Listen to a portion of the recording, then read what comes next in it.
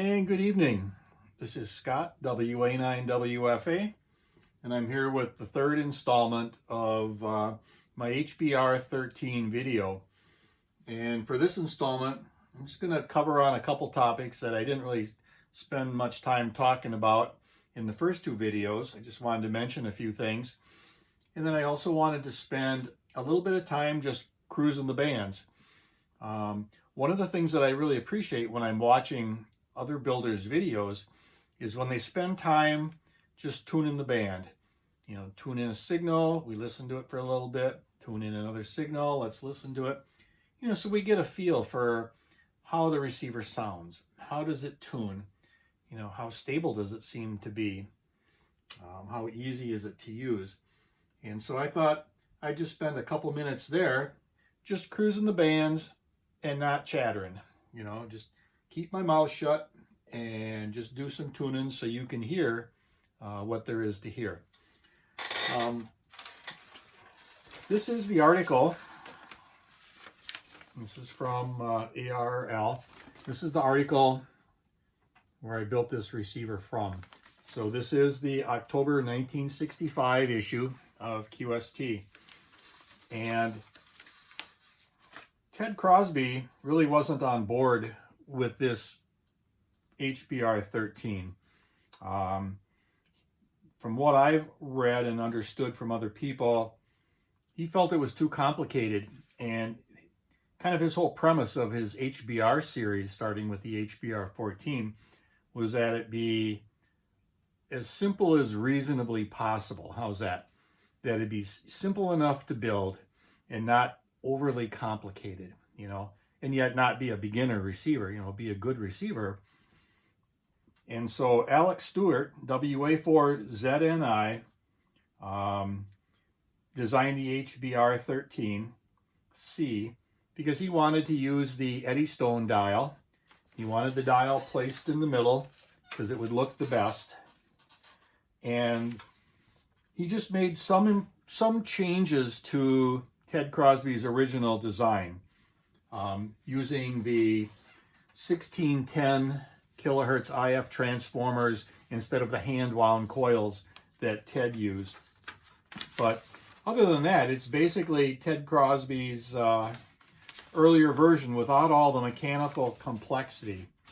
So here it is, HBR Developments, October 1965, by Ted Crosby, W6TC.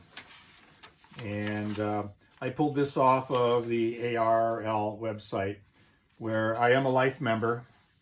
And so their archives are just fantastic for, you know, people who like to build their own equipment, so we can go back and just find all this great gear that was built back in the 60s and 70s. This is the schematic. This isn't the one that I worked from, because this one's clean. This is just my troubleshooting schematic. If this were the schematic that I worked from, that I assembled from, it would just be a big mess of colors as I would mark each line and component as I added it. And then when I took a break, I'd pick up with a different color and just continue on. So then one last thing, you know, I was mentioning wanting to narrow the bandwidth, because the bandwidth is pretty wide on CW, wider than I like, okay? And so I want to build some passive audio filters. And I had been gifted this box of 88 millihenry toroids. So if you've ever built an audio filter, and I have not, but I've read quite a bit about them, the 88 millihenry toroids are the toroid of choice for building audio filters. And so I found a couple of great designs out on the ARL website in the archives for both CW and single sideband audio filters. And what I think will make those work really well is, again, I mentioned this earlier, there's a lot of gain here. There's plenty of gain to drive these things. So I'm thinking I should be able to get a good 800 hertz CW filter out of this. And I didn't want to add a modern DSP. It just kind of, I just didn't want to do it because, I kind of wanted everything to be period. Okay. Now, with that said, I'm not sure where the heck I'm going to put these, I mean, here's a stack of toroids here. So this is a big old chunk. And so somewhere in here, probably back here, is going to be a board with the toroids on it and the capacitors. So with all that said, I'm going to just turn up the audio. It's now evening. It's about 6:30. We're going to take a swing out on 40 meters. The band is hot tonight. Not so much on sideband, but on CW it is. And I'm not going to say anything, or at least I'll try not to. And we're just going to go from one end of the band to the other and listen.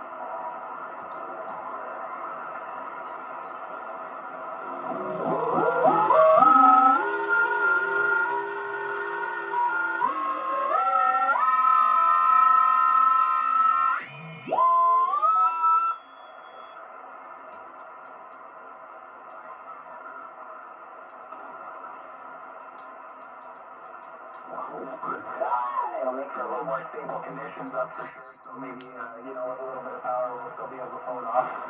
WA9WFAs technology. 87 out loud. Yeah, 3 APW over there. Maybe if you're all earlier, we can try 20 meters. Yeah, I gave her a go there at about 1:30 this afternoon.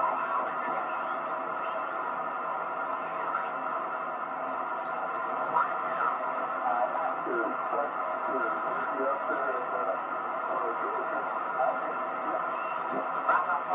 What do you think?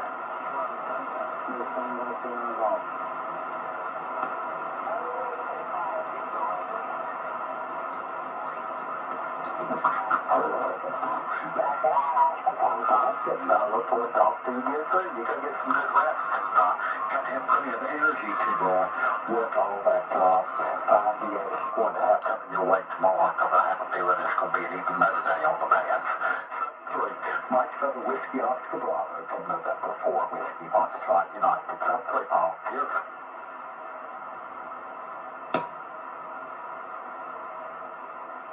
You very much way much of it.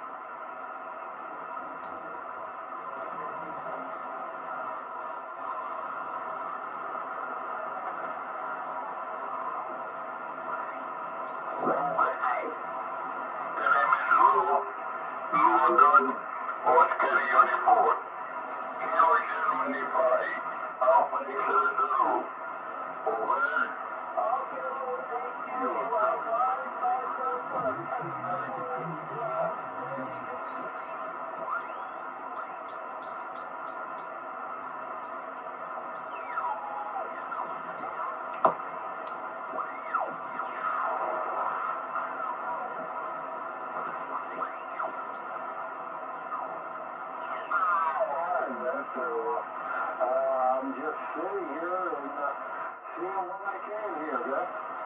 Okay. Yeah, I had a pretty good run earlier on this day. I had a good run on 17 meters this morning. I worked about 65 or 70 on 17 meters this morning. And then before supper, I worked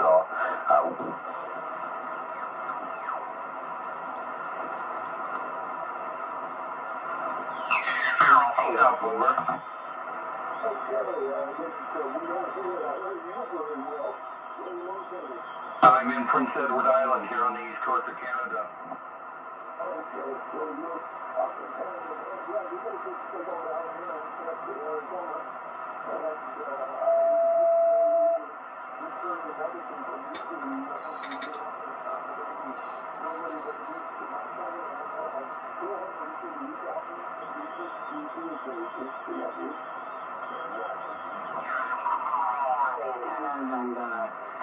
Yeah, I'm coming auto tune as well, so I can meet Wilson work on 10 or 11.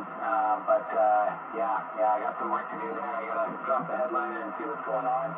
I'd like a separation kit for that radio.